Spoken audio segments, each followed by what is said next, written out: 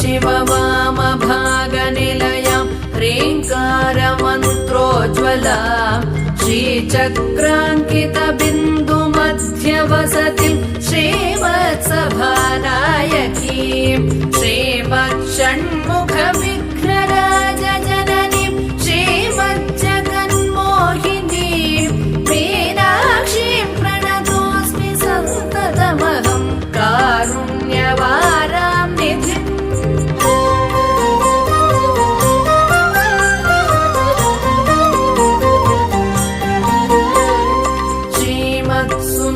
श्रीमत्सुन्दरनायकीं भयहरां ज्ञानप्रदां निर्मलां